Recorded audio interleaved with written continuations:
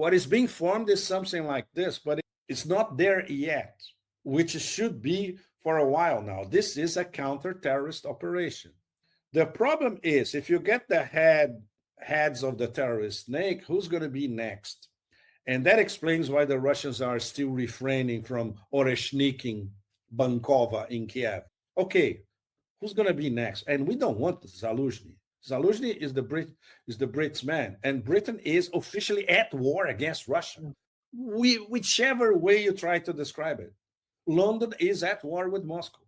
So all these variables are playing every day, but we already know the long picture what's going to be. This NATO war against Russia in 5 years, roughly. So the Russians have to calculate everything towards, okay, what's going to happen within these next 5 years? And the gradualist approach coming to the point when NATO finally declares war on Russia, Russia can destroy all major NATO basic nodes in half an hour, which they can. Obviously, those idiots, this idiot generals in the UK, reformed or retired or otherwise, they have no clue about that. But Russia can destroy everything, including this military burst at Rotterdam airport with a few Sarmat, Zircon, and Oreshniks. So the Russians are looking at that when we get to that point, in fact. This is going to be much, much worse because it involves nuclear weapons and it involves superimposed wars that the Americans are already unleashing everywhere using their vassal NATO. And these wars are essentially against BRICS. So it's geoeconomic, geopolitical, and military. And that's why it's so dangerous. So if you have local elites, there are mostly Atlanticists, fifth columnists. They don't care about their nation and they care about their own personal profit, preferably abroad. They don't care about the local population. They only care about being accepted as lowly members of the ruling classes in the global north, the members of the BRICS members and the BRICS partners as well. We don't know how India is going to manage all that. It's too early to tell. But even the fact that India was there and Modi was in ecstasies, the way he was received in Brazil by Lula, etc., and he's proposing a strategic partnership and all that. So obviously the Americans timed that too as a message to India as well.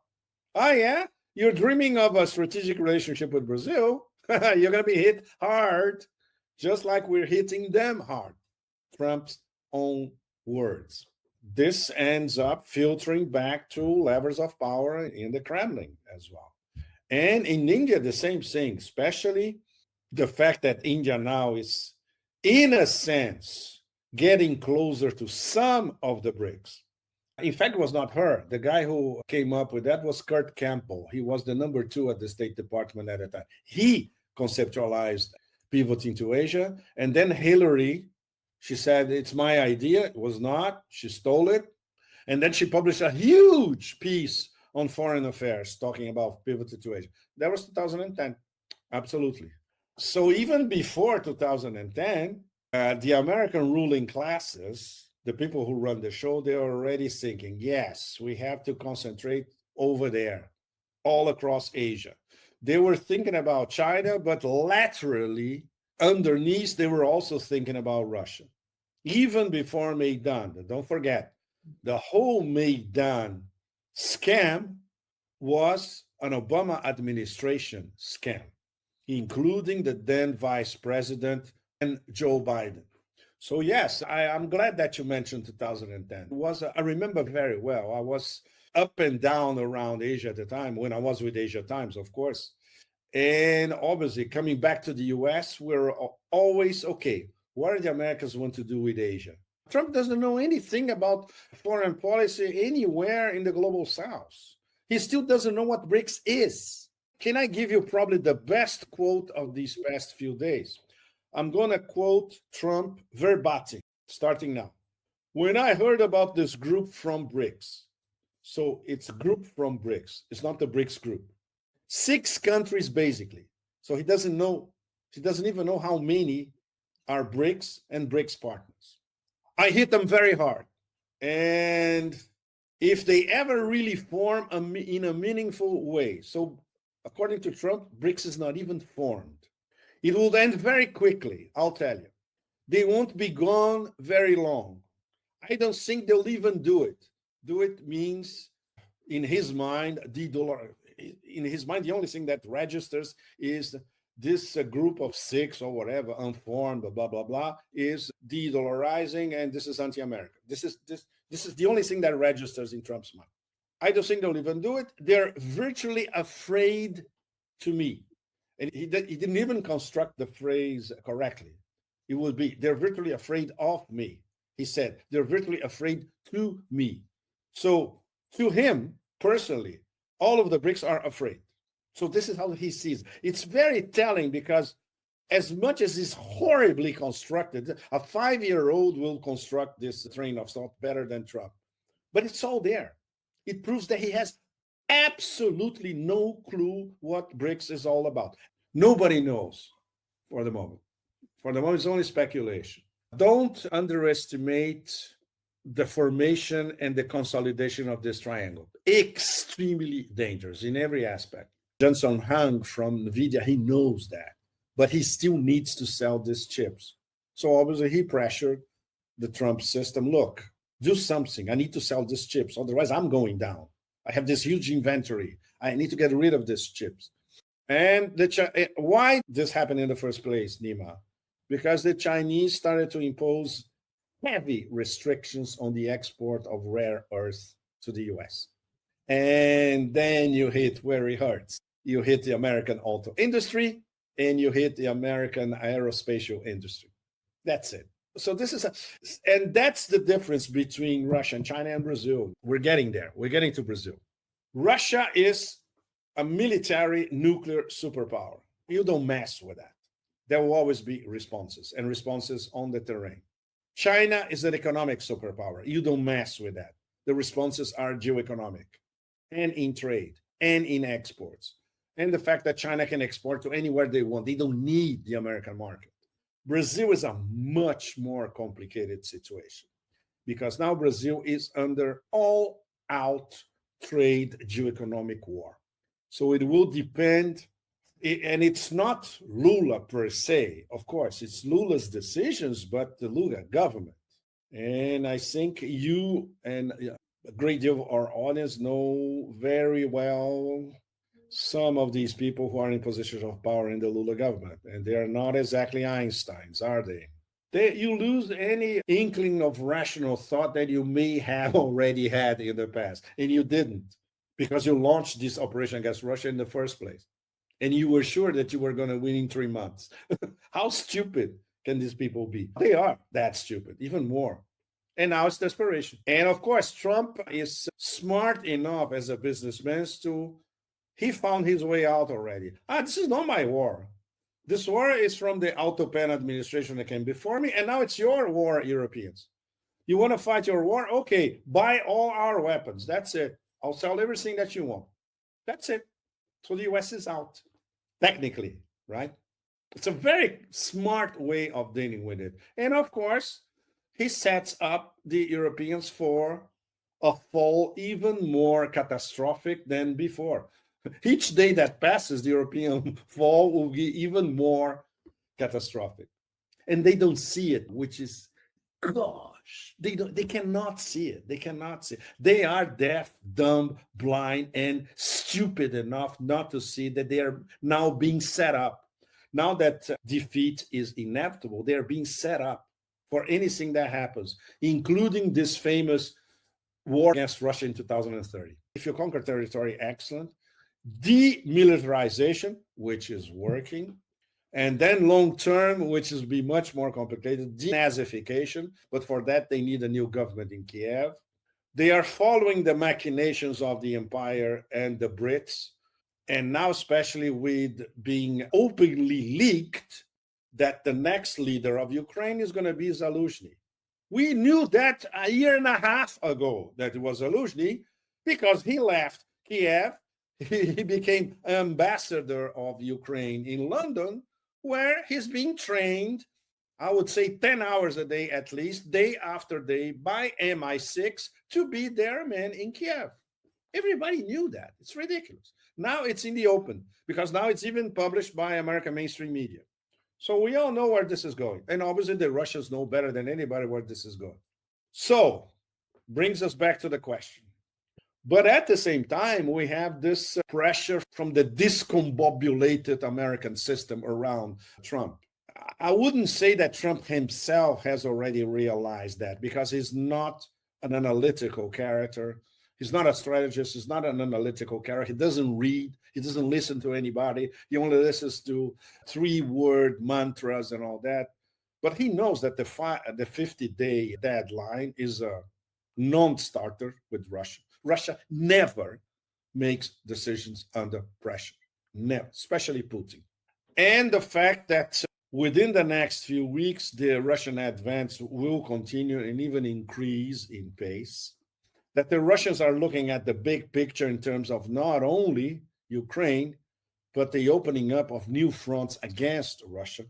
And that starts with Azerbaijan, where that ghastly Aliyev is playing a really hardcore double game. And everybody in positions of power in Moscow, they know that.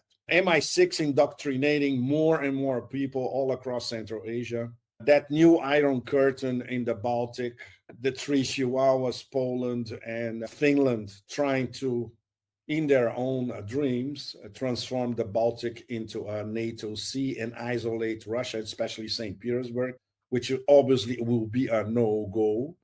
But for the moment, they still think this could happen.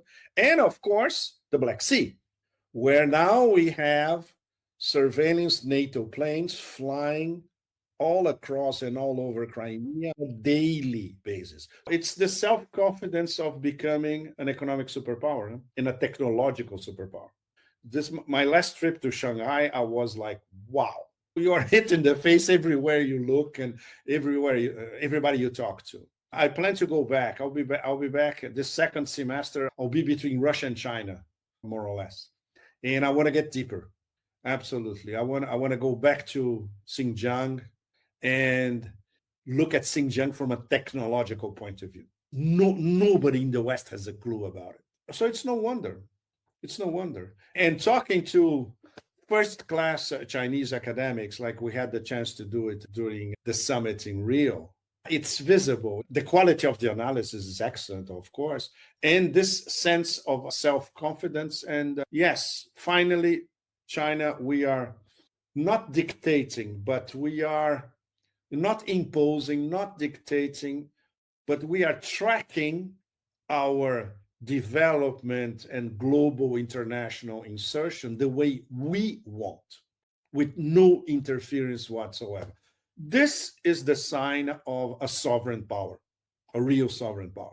Iran can do the same thing, but the constraints over Iran are much hardcore now. And Iran is surrounded by the enemy. It's a different story. And Iran is not an economic superpower. It has, I would say, the potential. It's all there. When I was traveling the north-south economic corridor, you can feel it. From the Caspian to the Persian Gulf, you can see, wow, you can see the potential of the country. But for the moment, the Kremlin judges that the price being paid by the Russian military, okay, I'm talking about military casualties, is acceptable. And to put it bluntly, the price being paid by the Russian civilian population is acceptable. But if this goes over a red line that none of us know where it is, it's probably in Putin's mind. There's got to be a figure, a number somewhere. Then all bets are off. We're not there yet. But just to give an example, imagine a false flag in Moscow with lots of civilian casualties in the capital. We are on the way to this ultra red line, right? If we have something like this, the people who order this false flag, they better start running now. But we're not there yet. So this calibration game is very complex for Putin and the Security Council. On the other side, we know now there are no rules. When you have the Chancellor of Germany openly calling to strike Russian Federation assets inside Russia, this is already a declaration of war by itself. And these stupid generals and the head of NATO, you name it. They are losing, they never had any measure. But this is what happens when you launch a military operation without thinking of possible outcomes. And after a little over 3 years, you stare humiliation in your face, but utter, thorough humiliation. The whole NATO machine humiliated by Russia. So that's the problem. That's the huge problem. So Brazil now is facing an existential threat. To put it on a BRICS context, Russia, China, and Iran figured out these past, I would say, three months, especially, that they are facing an existential threat individually and as BRICS members vis-a-vis the empire. And now Brazil is part of this group. India is different because India, and this is something that was heavily discussed on the sidelines of the BRICS summit in Rio, they still don't know where they are and they still don't know where they're going. And they're still hedging their bets. Brazil, to a certain extent, the Brazilian ruling classes, they don't even hedge their bets. They are Atlanticists, and many of them are fifth columnists, straight out. But now, what Trump is doing, and the system is doing, and imbeciles like Lindsey Graham are vociferating, and uber imbeciles like Tutti Frutti or Rudy, NATO Secretary General, they are threatening Brazil directly. So that's another ball game. So now Brazil now is playing in the main stakes. So that makes the situation much more complicated. We're going to have to wait for August 1st to see if these 50% tariffs will start. The Brazilian response, which under reciprocity law would be 50% back on American products. So they are up to something in Crimea. There's no question about that. And if that happens this summer, then we'll be approaching the Oreshnik moment, right? So Nima, it's getting hotter by the day. So in China, Trump was forced to back down. He knew from the beginning that this was a no-go, considering the response by the Chinese already in, when was it? April. I was there when I was in Shanghai in April, for instance. I could follow the Chinese response live from Shanghai. And we could tell, in talking to our Chinese friends, we could tell that now China is not the China of 10, 15, 20 years ago. Now they are self-confident enough to tell the Americans, oh yeah, bring it on. We're waiting for you. We don't care. Bring everything you have. Throw everything you have against us. And what happened the past few days? The authorization by the Trump system to NVIDIA to sell H20 chips to China. What does that mean, essentially? Means that NVIDIA has zillions of chips that they need to sell by all means necessary, and the only market that can absorb these chips is China. Does China need these chips? No, they don't. Why? Because Huawei is already at the next level. The Huawei chips and graphics, plaques and whatever that are coming out, will be coming out in the next few weeks and months. That's where the Chinese market is going. Does that remind anybody of World War I and World War II? Yes, it does, because it's the same shit all over again. So that's what you mentioned about the BlackRock German Central. That's where he fits in. That's where this Anglo-German treaty, we can tell it, fits in. That's where the militarization of Rotterdam port fits in. That's where the 1 trillion euro budget for NATO fits in. And that's where this interconnection of interests will keep. And don't forget, very important, the European Union machinery and the European Commission machinery, which is run by you know who, those two harpies, the toxic Medusa and the Estonian batshit crazy, undefinable leader of the foreign policy of 450 million European citizens, voters, taxpayers. So it's all coming together, and it's already coming together now. So if now we already know and we can identify the players, we can identify where the money is coming from and where the money is going to and all that. Of course, the Russians know this much better than any of us. So the Russians are preparing themselves for this war. It's not what's going on in Ukraine now. This is the starter. The Russians are managing the starter at the moment, the Russian way, as we all know. If you understand the Russian mentality, you know that this is the way that they do wars. Attrition, little by little. It's not about conquering territory. It's not an accident that the current Secretary General is Dutch Rutte, former Prime Minister of the Netherlands. Not an accident at all. He is one of those young global leaders. I'm sure many of you in our audience know about this.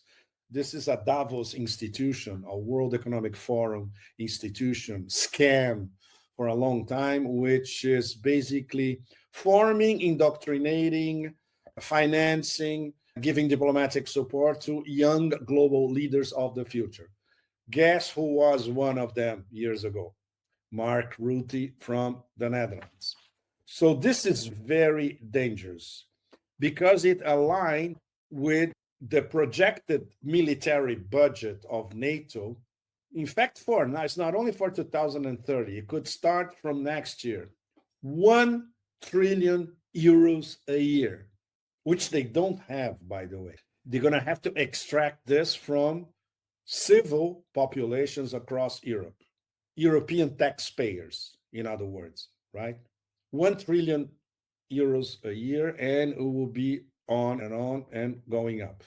Essentially, to do what? To buy American weapons. To do what? Prepare the war against Russia. And who profits from all this? Twice. The Americans arm the Europeans, and the American industrial military complex makes a lot of money out of this toothless chihuahuas. They are going to organize and prepare the war against Russia. And the US is leading from behind, but far away, protected by the Atlantic Ocean. Once again, and this is the question of the war. When will the Russians stop? Where and how? We still don't know.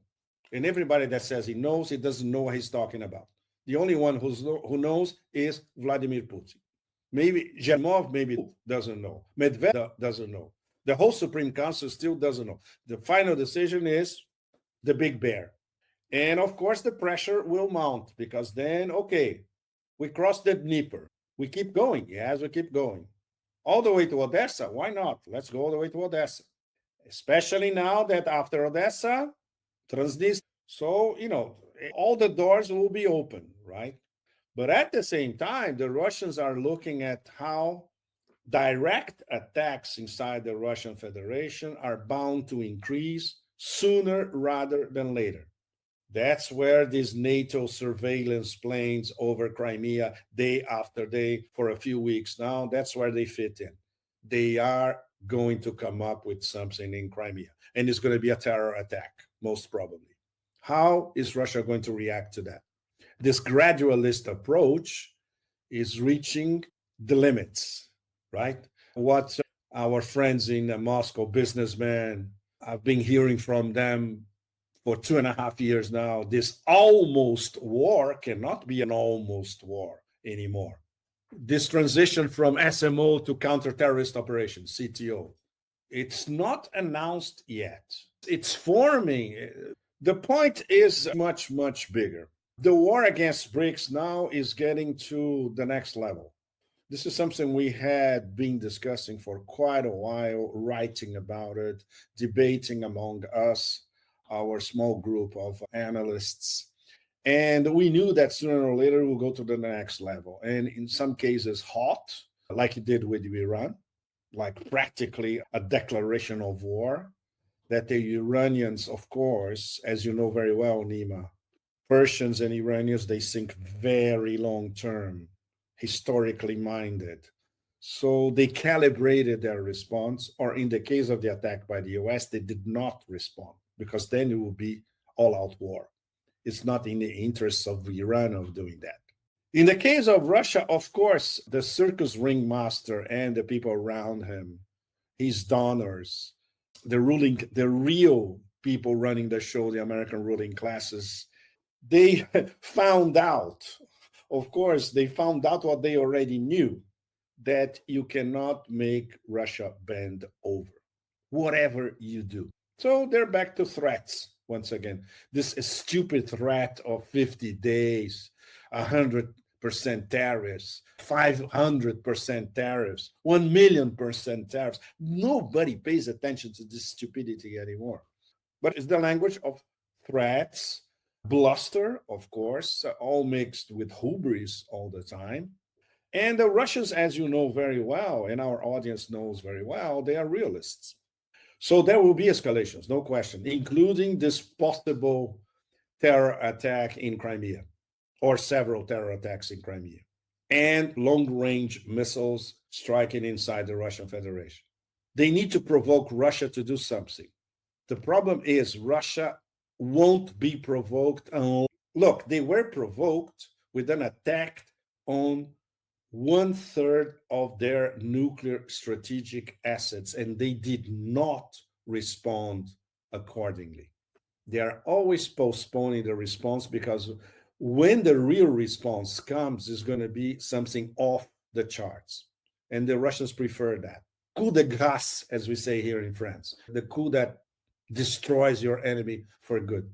So it's fascinating to see, but when you understand the Russian mentality, you understand this waiting and preparing and not overreacting. And it's very hard for many of us, especially all of us who are products of the West, to understand that.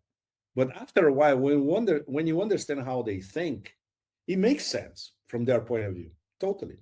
And the way that, why this is not a war. No, it's just a military operation, a police operation. And now a police operation mixed with a counter-terrorist against a bunch of terrorists. The real war is not this one. The real war is becoming. We have to be prepared for that one. This one is easy. They look at facts on the ground, geopolitical facts, geoeconomic facts, actual threats, physical threats against the Russian Federation. For instance, this past weekend, there were a swarm of drones launched against Moscow. Sheremetyevo Airport had long interruptions. So this is something that the Russian population, especially Moscow, where the war is so far away from Moscow, something we always discuss. The war is at least 1,200 kilometers away from Moscow. It's too far away. But when you have drones thrown against Russia and paralyzing Sheremetyevo Airport, that's another story. So if this continues, there will have to be a much harsher response from Russia. This is what many of us are characterizing as the Oreshnik moment. We're not there yet, but we're getting closer and closer to it. For the moment, we are at the expansion of the Russian offensive moment, which can last for a few weeks, a few months, can bring the whole Ukrainian front to collapse within the next few months. India is already very close to Russia and wants to get closer with Brazil. So we still remain with the number one issue to be solved, possibly in the next few months, which is India-China. And the only ones who can solidify, finally, the relationship are the Russians. And it's in their interest and it's in BRICS' interest to solidify that. So let's see how it works. And for instance, many Chinese academics, I was listening to them say directly, which is something the Chinese always go through metaphors, images, historical analogies. In this case, they were saying the trust between China and India is lost. That's very serious. So how do you recover this trust? The only ones who can make it happen or accelerate this happening are the Russians. So let's see. The Russians will have a crucial role in this next less than a year and a half. The summit in BRICS summit in India will be probably end of next year in India, to put them on the same table and say, look, we are all being attacked now by the same player. So are we going to get together for good or what? Are you in or out? So The decision is with people backing Modi, not necessarily Modi himself, but the people backing him.